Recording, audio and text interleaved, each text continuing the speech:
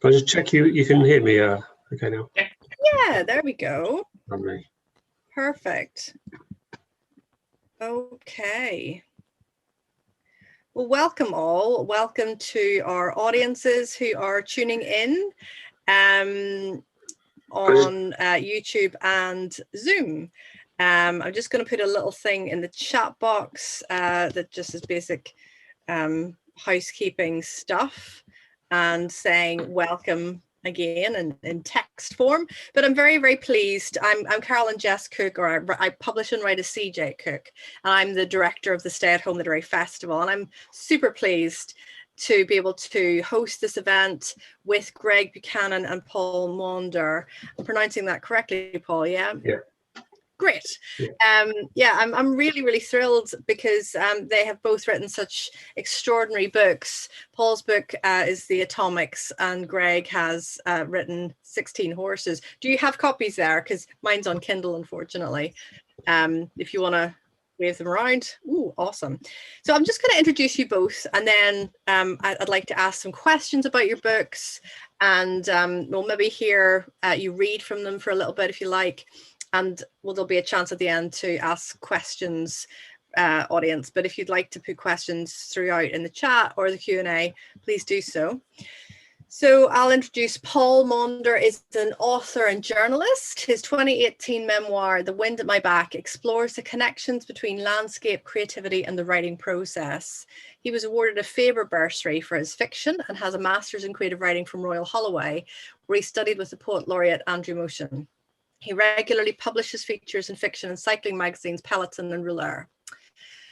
Greg Buchanan was born in 1989 and lives in the Scottish borders. He studied English at the University of Cambridge and completed a PhD at King's College London in identification and ethics. And he's also a graduate of University of East Anglia's creative writing master's degree. 16 Horses is phenomenally his first novel. A TV adaptation of 16 Horses is being produced after a bidding war for the rights. The novel has sold in over 17 territories. So welcome to you both. It's wonderful, as I said, to have you here in discussion about these fantastic novels. I suppose one of the questions that I wanted to ask you both was, in terms of your previous kind of work with you, Greg, you work in gaming as well. That's right. Do you design video games? Is that the nature of your work? So I do some stuff for that. So mostly I write scripts for the dialogue and storytelling in games, which can vary between the games. So in some games, that's just odd kind of ambient stuff you notice in the background, but some games are a lot more story focused. So it's almost like an interactive film. And for those, I'll sort of write as you would for a film, would write the script for actors to discuss. Yeah, I just thought it was really interesting that both of you have these sort of different sort of experiences or experience in storytelling, and I find that really interesting and how this comes across in these books. And with you, Paul, you have previously written non-fiction, and you've written for magazines as well. So I was just curious if I can start with this question: why a novel? Why was your book? And I'll start with you, Paul. Why did this have to be a novel? Well, my published history is slightly different to my actual writing history, in the sense that I've actually been writing fiction for about 25 years or so. So I've written, started when I was 22 or thereabouts, and wrote 5 novels, but none of which were published. So over that sort of period, I learnt my craft and hopefully got better as I went along. But I got really close when I was just about turning 40 to getting a novel published with quite a big publisher, but in the end they passed. And I had a total midlife crisis, kind of threw my toys out of the pram, and my midlife crisis expressed itself as switching into journalism and non-fiction in cycling, which is my other passion in life.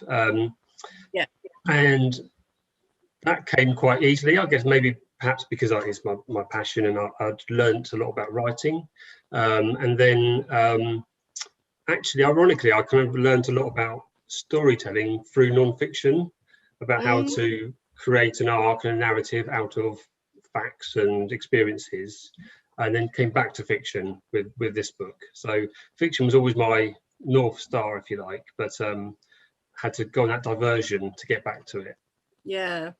Maybe we can come back to that and talk about that that other novel. I'm curious to know what you did with it. But already it's very inspiring to hear that you had books, you'd written novels before this one, and that's something I think we need to hear more about. You know, about when people think that you've just written this novel, often there's like a lot of previous work. Absolutely, yeah. You know, yeah. I've spoken to a lot of authors that, you know, have dozens of previous things, so that's really interesting. Thank you. And Greg, can I ask you about your kind of, you know, your move to writing a novel? Was it a move? Had you written before? Sure. So, I mean, it was interesting in how I got into games, because I actually recently applied for the UEA Creative Writing Masters, like right before that.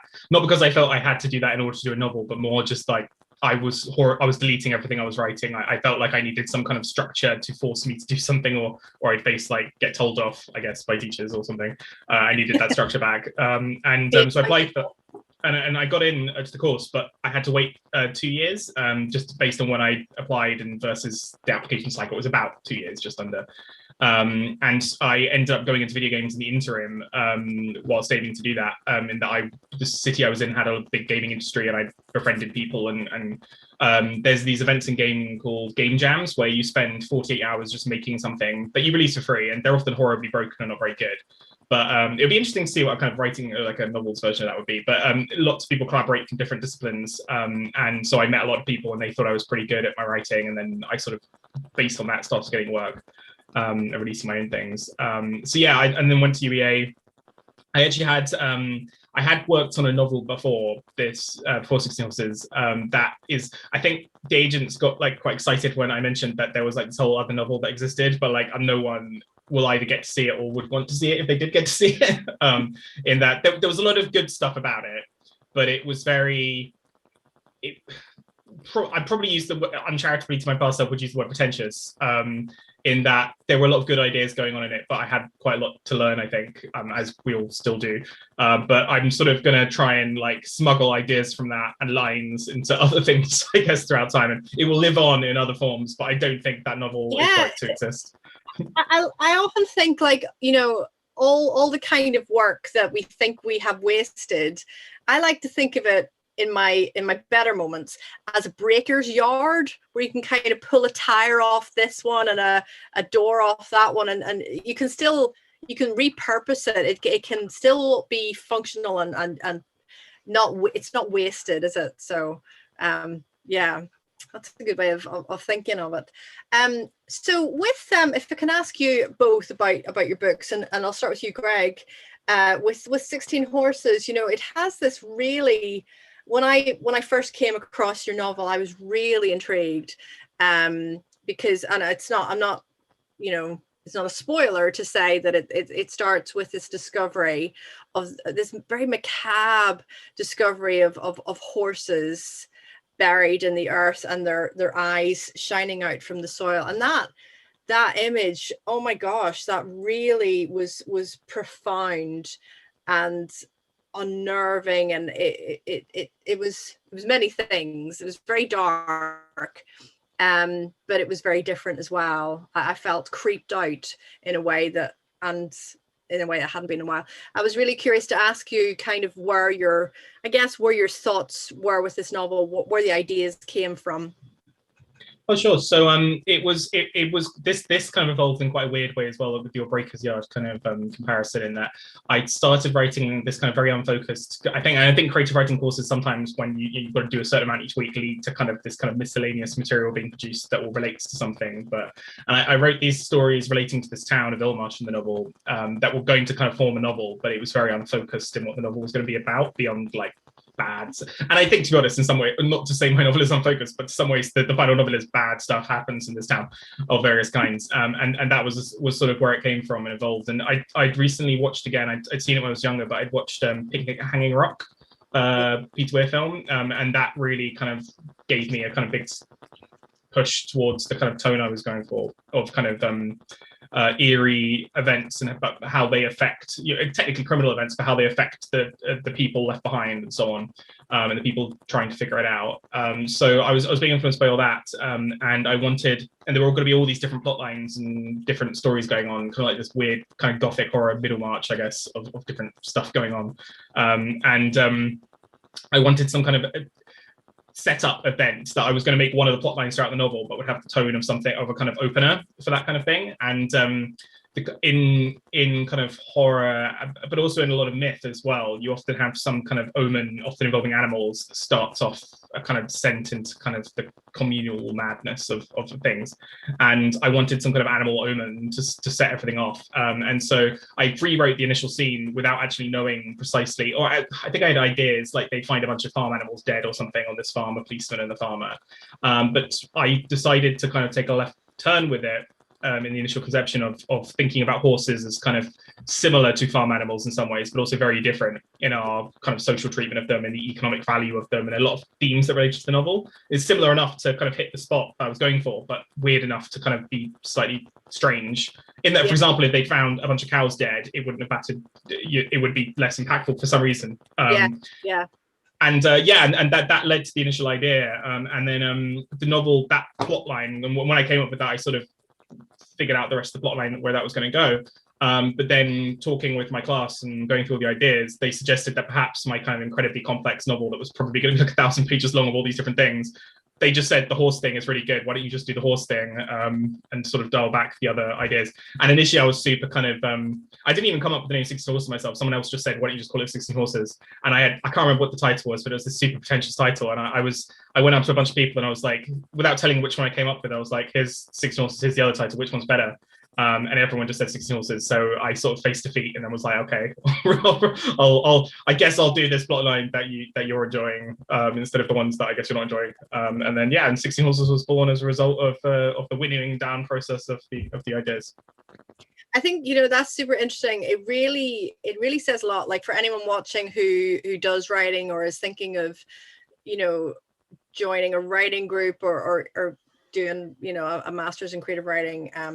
I think that's where the power really lies, that feedback, that kind of, getting people's takes, because I think it pushes you out of your own kind of maybe comfort zone, or just even biases, or because I don't think you're the first writer who has, because I know my titles for my books have been flowery and literary and gorgeous, and then other people are like, what?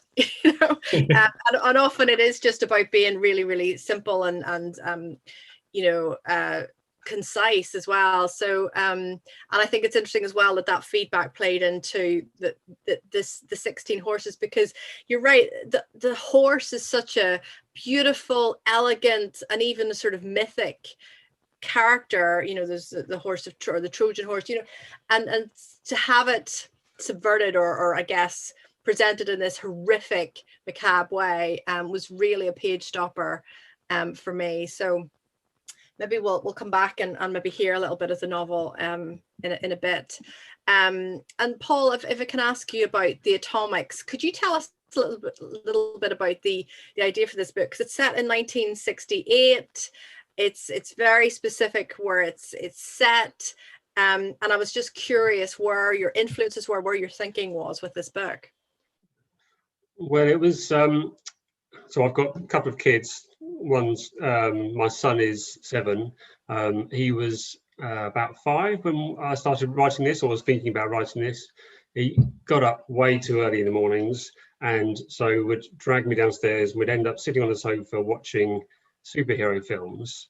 So went through the whole Avengers franchise and many more, and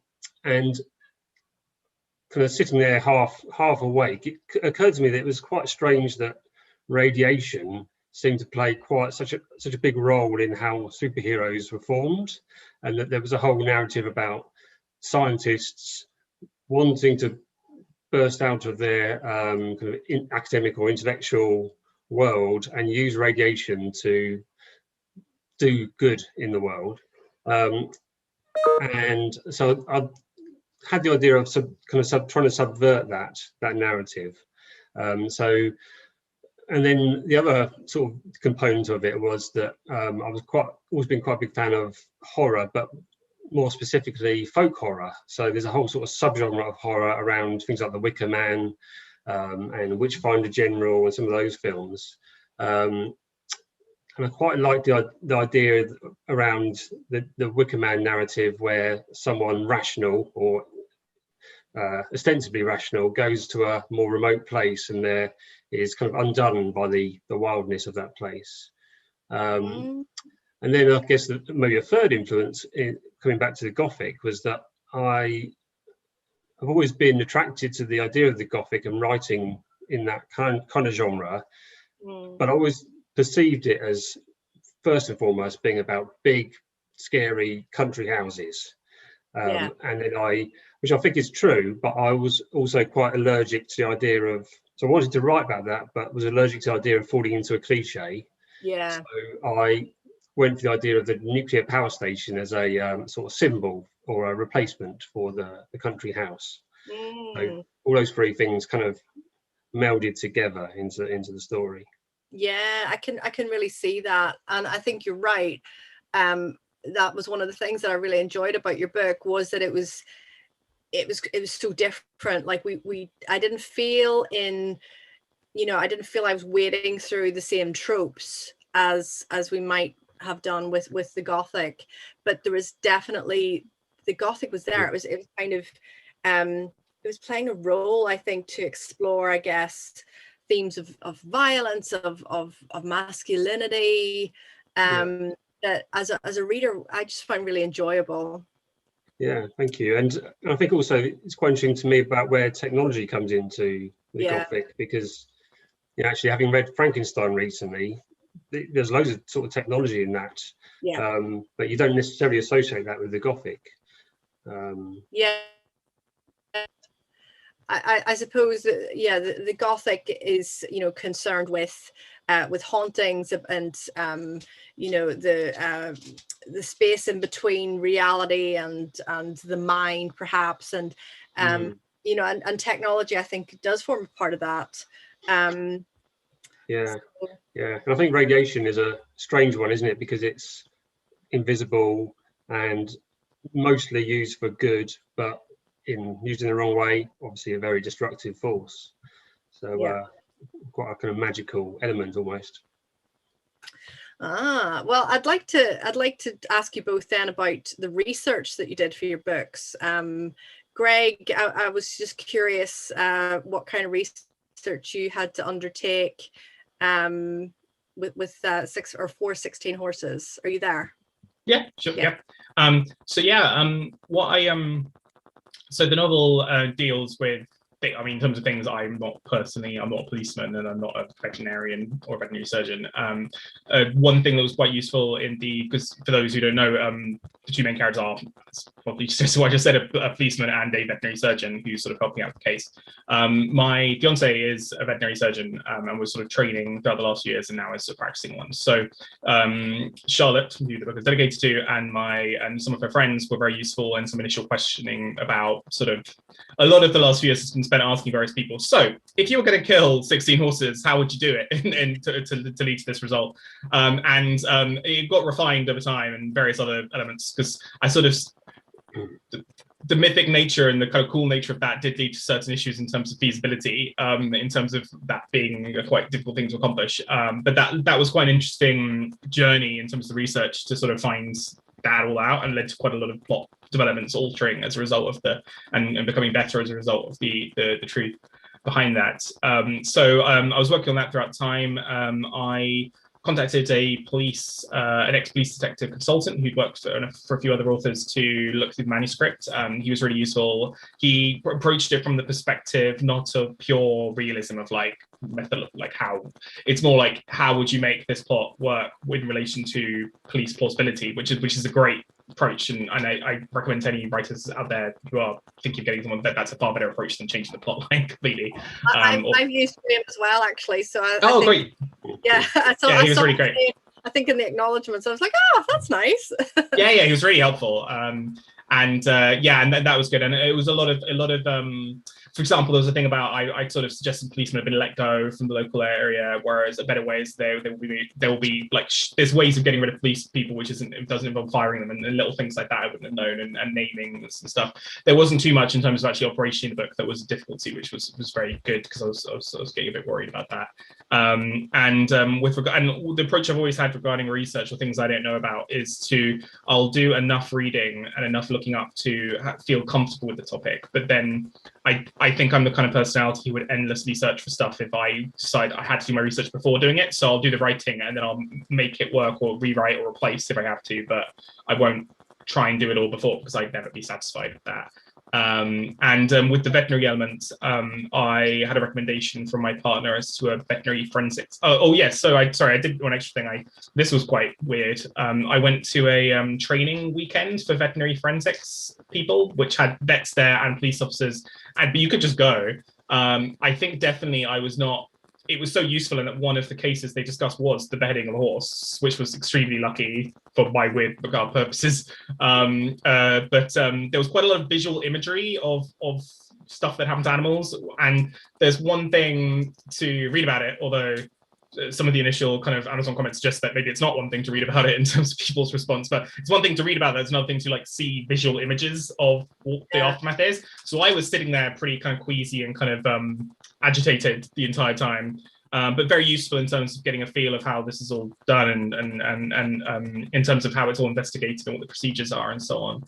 And then I asked an expert afterwards to look through the manuscript to see how it was, and it turns out my partner and her friends were all quite good in terms of their initial stuff. There were just a few rearrangings, and she gave compliments like, "You seem like you know a lot about this stuff." And then we sort of refined it, and she provided a lot of kind of fine-tuning on. So there's a lot of autopsy and post-mortem scenes that have quite a lot of specific detail, and I already had a lot of that, but she added a lot more detail, and she really augmented how to kill 16 horses, I guess, from a procedural standpoint, which was helpful. And because I must say a thing throughout kind of development with regards to editors or agents early on was there were a few initial questions about feasibility, and like not a single review since the book went on NetGalley in its kind of final form has queried what the procedural logistical elements of the whole thing. So I feel like that was mission accomplished in terms of getting authority from the research, because I totally thought all these reviews are going to come out and I'll be like, how did this happen? Whereas it seems to be now a kind of explained stuff thing. Wow, but that's terrific. It's a lot of research, and yeah, a lot of people prepared to help you figure out how to kill 16 horses. So yes, good to know. Oh, wonderful. I wonder, ask you the same question about the research for the atomics. What research did you go to a power station? Yeah, I mean, and that's pretty much the only research I did. The rest of it is made up. I visited Sizewell B in Suffolk, which is the power station on the front cover, and what it's based loosely on. So yeah, I did. You can go and do a tour with EDF, and they take the public round the power station, give you a tour. So I joined a group. I think there were about 6 of us, and the other 5 were all very keen engineers, or very into the sort of infrastructure and how it worked. So the tour guide took us around, showed us all the areas, but not the really critical areas, not the very secret areas. But the other guy, everyone else in the group was asking questions about the voltage levels running through this and that bit of machinery. And then I was asking questions about, have you ever seen a ghost here? Or, how many people have killed themselves? And I mean, to be fair, he coped with it pretty well. And I think he's seen it all over the years and coped with far weirder questions than I had. But it was quite an experience, and actually quite uncanny in just how kind of empty the power station is, how few people there are around, how it just runs on its own. And there's quite a lot of wildlife there. There were birds of prey overhead. There were foxes, and there's bats and all sorts of interesting wildlife living in the power station. Kind of the perfect Gothic setting. Now that now that you met, well, it's ideal, isn't it? Yeah. Would you feel like to do us a little reading? Would you be able to read a little bit from from the atomics? Yeah, sure. Okay. So this is, in fact, I'll tell you what, I'll read right from the start. So I shouldn't have any, no context needed. So chapter 1, uranium, Oxford, March 1968. Since the trial, Frank had been on a leave of absence, pending further psychological evaluation, the letter from the authority said. So instead of driving the familiar route past wintry fields to the facility at Barton Hall, he went for a walk. Every day, shortly after Gale left for work, he swung on an old waxed jacket, filled his pockets with lemon sherbets, and set out into the sharp spring mornings. Their flat was at one end of a street which, at first glance, may have seemed respectable, lined as it was by Victorian villas and expansive trees whose roots ruptured the paving stones. Look again, however, and there was a mattress dumped in a front garden, a car on bricks, windows boarded up.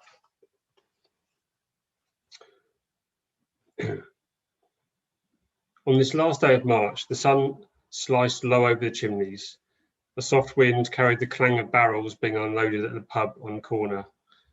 Frank thought of this street as representing a border, a transition between the nice roads to the north, where academics and wealthy students lived, and the not so nice roads to the south, crowded by workers from the cowardly car plants. Frank liked to be perverse, walking east along this imaginary borderline as if reserving his loyalty. He had no allegiances, not to town, not to gown. His line of work was cold and hard and unforgiving, like a steel blade. He saw the physical world around him, brick walls, parked cars, the overgrown gardens, as bloated. Beneath the surface hummed the true layers of existence, the atoms and molecules too tiny for humans to crush. This was his truth, his secret universe, invisible to all but a lucky few. Only a handful of men in the world did what Frank did. He was an expert in instability. His days, at least before all this nonsense, were spent bent over a microscope, examining radioactive material for signs of degradation.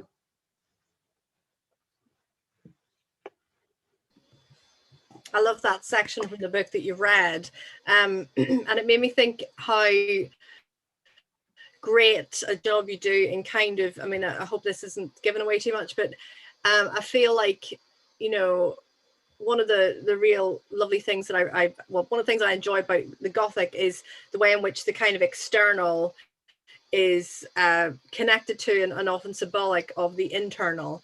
And there's this sort of symbiosis, or this, I don't know, this echo in a way. We can see a relationship between Frank's internal world and this vast sort of monstrous space that is the power station.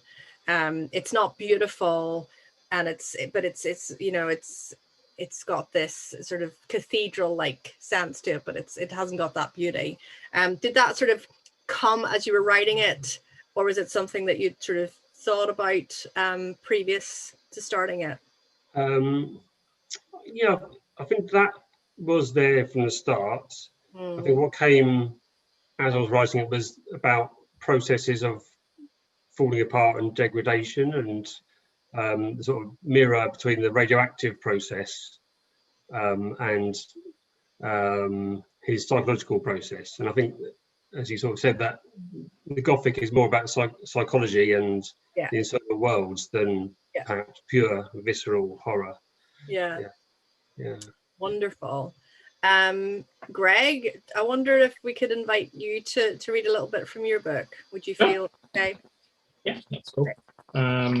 So this is chapter 6. The horses have been found dead, and various initial scene protection things occurred, and they've called in the veterinary expert who's arrived at town, but she hasn't looked at the scene yet. So the scene's protected, it's night, our investigators are around, and this is a short chapter that cuts away from that. So chapter 6. The tent shook in the storm, barely holding up against the onslaught of rain. Already water leaked into them, coalescing near the head of a young mare, a chestnut-coloured horse who had been called Sally.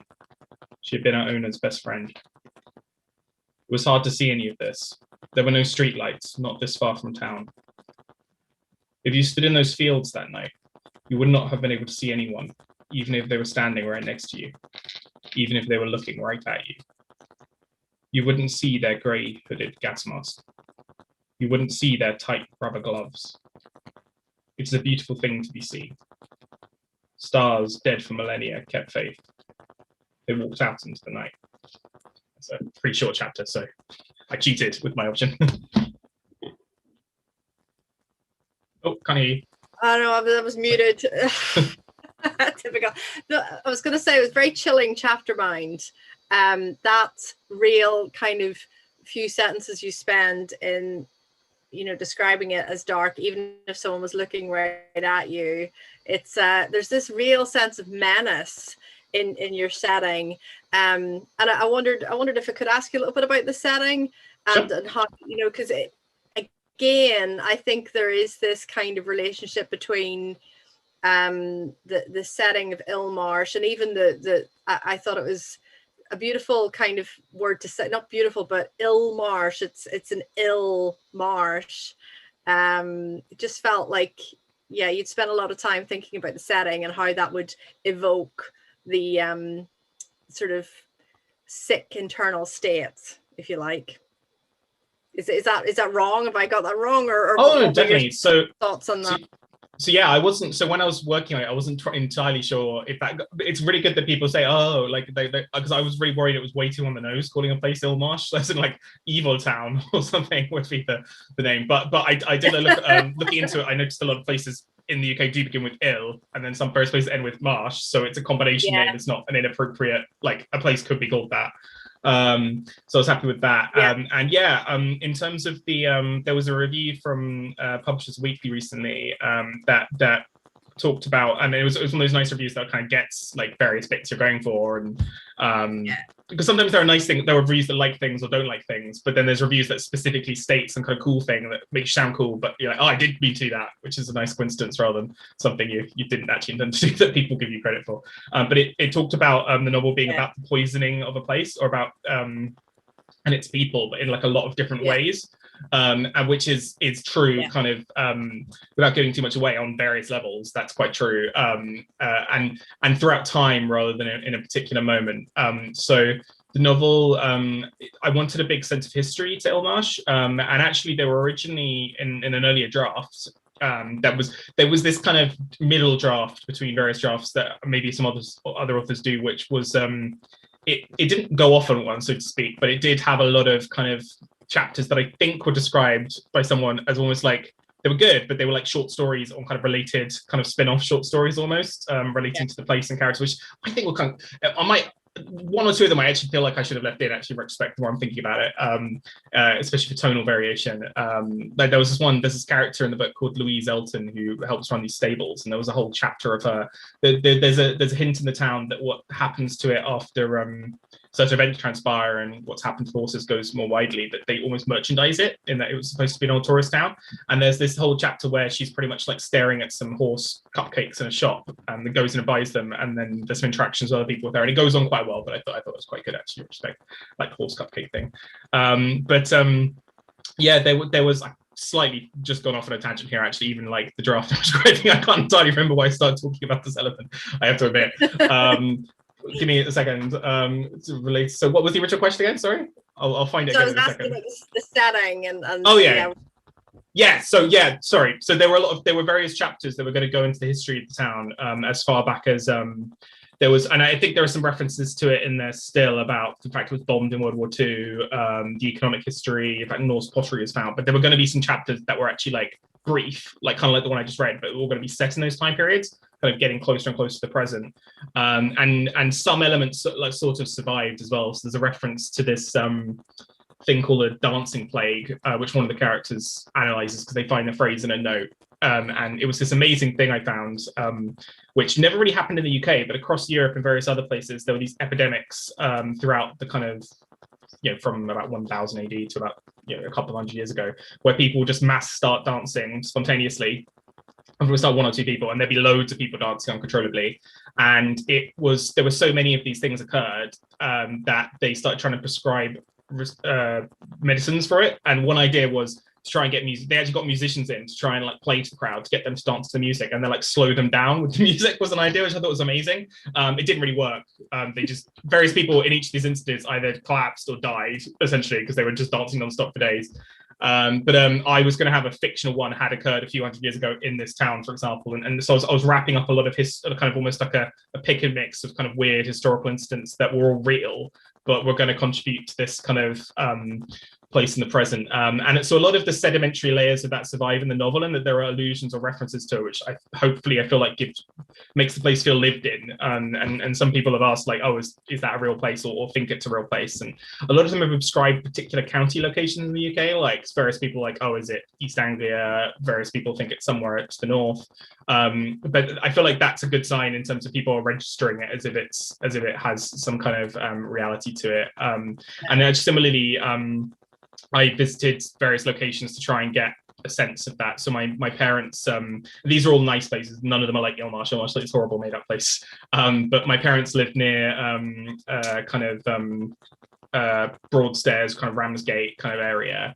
And they, so visiting there, they've got kind of seaside location, and there's a lot of kind of walks along the beach, which are quite empty. So sitting there, you get kind of with hardly any people around, you can get like a really good feel of everything. And in particular, during the UEA course, Great Yarmouth is very near Norwich, and I visited there a few times off season on very rainy grey days, first time by accident. And it's really interesting going to a tourist town when no one's there and it's a terrible day and it's not designed for it, and that you get a lot of feelings that you wouldn't get if it was a nice tourist day, and you can kind of imagine a town that's always like that, and draw from that. So, and especially the image in the book of all the arcades with all their lights on, like a huge rows, is true of Great Yarmouth. And I don't really, I did slightly steal one thing in the book from someone, in that I was going on and on about how it doesn't make any sense. Why are all the arcades open when no one's inside them? And as I, I'm not saying that this is true legally about that. This is just what someone else said. And so in my fictional town, it's true. This is not a statement about the real life arcades. But someone said, oh, it could just be money laundering. Which I decided to just steal. As I said, I'm sure that's not the case in real life for these arcades, but I was like, oh, that's actually a good explanation for a kind of fictional town. So there's a kind of hint that all is not economically well, and there were a lot of avenues I could have explored with that I didn't in the end. But hopefully makes it feel real, in that it feels almost like I could have, or I did in an alternate draft, and it's cut. The cutting is visible. So.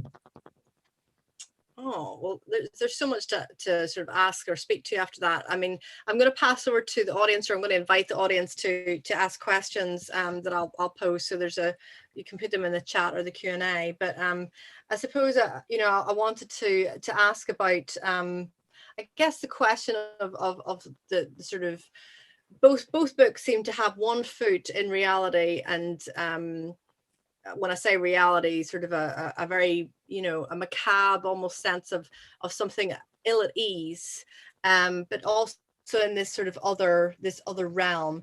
And I wondered, I don't know what your thinking was in that, maybe in terms of the genre, or what you wanted to explore. Because, for instance, in your book, Paul, I mentioned about there's this theme there about masculinity, and I was really curious to ask. I wanted to find out from you, was that something that sort of crept up on you as you wrote? Was this something that you were precisely invested in exploring in this book? It was part of the original impulse to write the book. I guess it was around how can good men behave? If you're a man, what does to be good morally mean? And what is the impulse to sort of protect or rescue people you perceive to be vulnerable, and perhaps mainly women who are being, you think, abused or attacked. I guess obviously in a way it's again subvertive, because Frank, his impulses are good. He wants to protect this young woman, Alice, who he thinks is being taken advantage of and abused.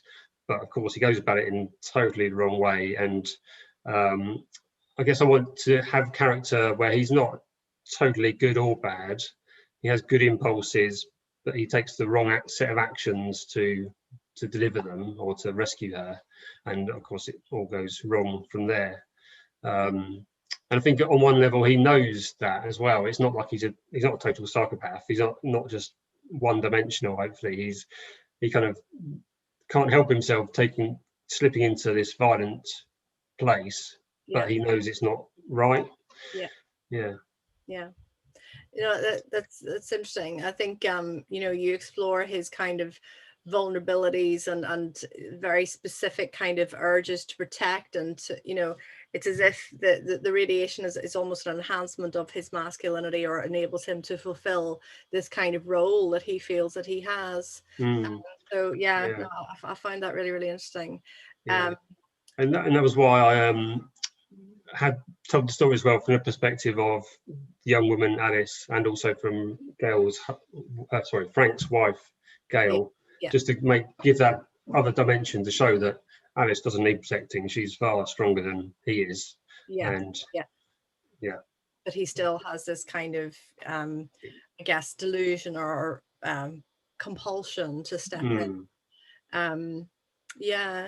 I wonder if I could ask you the same sort of question, Greg, about I guess there's this line in your book in particular about and it's because it's a Friday afternoon, even though this line really struck out to me. It was about being human, and can you remind me what it was? But it was to decide to abuse something, you just have to decide it's not human. I think it was something like, I'm terrible at quoting myself as well, but it was something like, if you can do anything if you decide something isn't human, or something. That's right. You can do anything if you decide something isn't human. That is correct. That was such a powerful line, and so true. And I felt that the book, both books, but you know, you're really asking questions about humanity and about when you decide something is other. And I find this really, really interesting in how you were both using the Gothic genre to explore that sense of othering. I mean, was that something that you were conscious of as you were writing? What was it that made you think about that line about deciding, you know, you can do anything if you decide something isn't human? Yeah, so I mean, so that line does thematically relate to far more than just the horses, which I hope everybody comes across and so on. So I mean, what happens right prior to that is the essential conceit of the novel is I'm treating a crime against animals as if it's like a crime against humans, so in that the police are investigating it, which often doesn't really happen, to be honest. And the farmer, I think, has referred to what happened to the horses as if it's a murder, and then Alec, the main policeman, responds as essentially property damage. So it's not even like a crime against, in terms of how the law technically treats it, there is a kind of cruelty against animals. But even then, for cruelty to be proven, you have to sort of like, you can say that certain animals died without necessarily having been cruelty to them. And cruelty is what matters under the law for kind of worse punishments, as opposed to just you're killing property. And so to take someone's dog or cat, as is happening a lot at the moment, is essentially theft, not, you know, something in between human abduction and theft. It's just theft. And so we treat a lot of animals legally as if they're objects or possessions. And so I mean, the line, you can decide in that context, you can do anything if you decide something isn't human, is something that's not even untrue, in that they're not human. But with various animals, in a way that's kind of a bit weird, we sort of attribute kind of different degrees of sort of what I guess humanness to them, in that, you know, dogs and cats are treated far more socially as if they're in our human kind of Venn diagram of things we consider to have feelings, than, for example, lambs or sheep, which, although sheep will sort of, if you walk near them, they'll probably just run away. If they're in any way tamed or kind of raised around humans, the behavior of lambs and young sheep is not that different to some pet animals. We just don't act like they are because it's weird to, it's uncomfortable for a lot of different reasons to treat that way. And so yeah, there's a lot there about that, but it also extends to people's treatment of each other in the story on a kind of literal level, with some kind of, because I mean it's not too much for, I mean it hints at this quite strongly in the blurb, if not saying outright, in that it starts as just being about animals but goes on to involve humans, what's going on, and has already involved humans for a while, but becomes clear that it's not just about animals. And so the treatment by certain characters, serious, of stuff is sort of like just not treating people as if they're proper people, but also, I mean, to some extent people are socially treating, from outside this town, are treating this town as if they're not people in terms of the economic treatment of them and othering, and the kind of importation of people from outside communities to fill up abandoned buildings and so on, which is a thing that happens in real life, and kind of economic marginalization of everyone involved. There's also a lot that relates in terms of this is more subtle, but there's a lot of the kind of intercharacter relationships that involve othering. So without spoiling the direction too much it goes, I was interested in having a main male and female lead, you know, that kind of main, one detective's a man, one detective's a woman, and kind of almost flirting with certain tropes that would normally have in a police procedural story, in terms of certain expected personality types you might think, or that even a question of, and I think someone very early on who read the manuscript said, oh, is it going to, you know, are they going to get together? Is it a will they, won't they thing? And I won't spoil the direction it goes, but I was very conscious of what reader expectations might be, purely based on, and I find myself doing this with TV shows as well. Like if you see two attractive people that are both leads, you kind of wonder, for some reason automatically based on the genre, like what will happen with them. And so the idea of family relationships and also romantic relationships, or kind of interpersonal relationships, gendered relationships and so on, were quite important to me in terms of, and there's a very early question in the novel about where the main character Alec, and it's designed to partly show that he's not the kind of average character you'd have in this role, where he asks, do people even like me? And he's very concerned about people's opinion of him. He's very neurotic, and his neurosis comes clear as the novel goes on to quite a large extent. But there's a certain gendered quality, to be honest, to Alec's view on the world, and that initial quote doesn't entirely just apply to the horses. In Alec's perspective, it also applies to the people he interacts with, and he would never think of himself as othering or treating people as less than full people in his mind. But a lot of stuff about his life that comes with the story, and it's quite important. Alec's history is quite important to his character arc in particular. Is links into that line in a way I obviously can't really go into more detail without spoiling it, but there was, yeah, I think humanness, or humanity, I guess, in that way is something the story is very concerned with. Great. That wasn't a giant answer, sorry. Oh, it was great. Yeah, we have a question for Paul. How did you deal with human connection, and what guided you to that direction? With human connection, oh, I don't know. I suppose I wanted to have a story where there's lots of duality in it. When there's several couples, basically it's based on 3 couples. And then Frank also has, he's haunted by an older woman called Andrea, who has perpetrated a violent act on him, but he's also haunted by another older woman who may or may not be the ghost of his mother. So I suppose there was always the kind of light and shade, and then how that expresses itself through relationships. I was thinking about this earlier today in connection to my next novel about characters, because one of the sort of prescribed ways in creative writing is to do a character study and write down a character profile for characters. And I often find you can do that, but it often sort of half falls flat or dies as you do so, loses that kind of je ne sais quoi. And actually, maybe what's more interesting is relationships, and writing down the relationship between one character and another makes it much more dynamic. So yeah, hopefully that's what I achieved in the Atomics. So you mentioned your new novel, or one that you're working on now. Are you able to tell us a little bit more about that?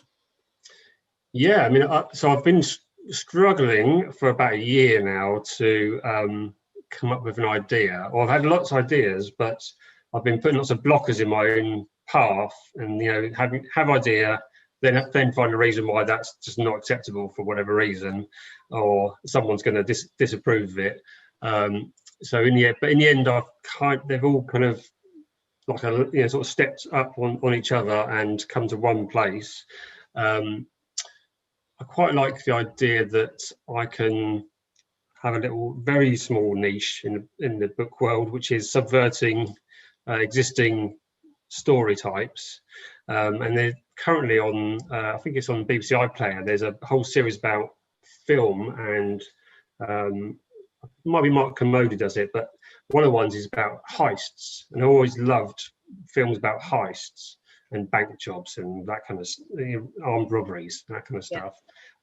So I've decided to subvert the heist movie plot with a couple of other things thrown in. So it's probably not going to be quite as dark and creepy as this one, but hopefully still entertaining, and with a few. I'm sure there will be still some deaths along the way. I love a good heist story. That sounds good. Yeah. It's always about how it goes wrong, isn't it? About they do the heist and then they all fall out and get paranoid, and it all goes wrong afterwards. Yeah. That sounds good. Have you finished writing that, or sorry, did you say you've? No, very early days. Yeah. Okay. Okay. Yeah. That's exciting. We'll look forward to that. What a treat. Greg, are you working on something new? Did I see on Twitter you mentioned the next book? I've been very vague about it. Nothing's kind of announced or anything, but I've reached a point in which I kind of reached with 16 Horses, and I think a lot of authors reach the kind of 30 to 40,000 word juncture where everything kind of slows to screeching halt after kind of various things with a new book. It's different in quite a lot of ways to 16 Horses. It has a character in commons. There's a character in this that's in that, though otherwise it's a separate story. It's slightly genre shift as well, and that the other one is 16 Horses is very much police procedural with a lot of twists to it. This is not so much a police book, and has quite a different relationship with time as well. So it's a kind of not a dual timeline thing, but one of the half of the book is and that cuts between is in the present day, and the other book is sort of in the past, which is quite fun to play around with, to do a different time period as well.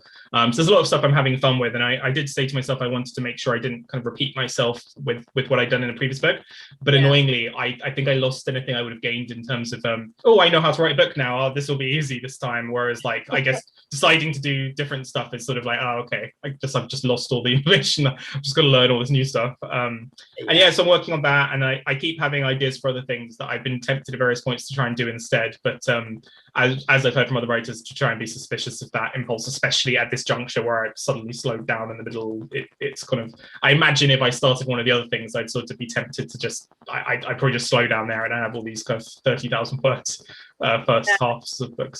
It's like that meme that we've all seen on Twitter, isn't it? With the girl, a guy's looking at a girl and his girlfriend's like looking over her shoulder. I think that's a perfect meme for the other idea that's always enticing and shiny and much better than the thing you're slogging through.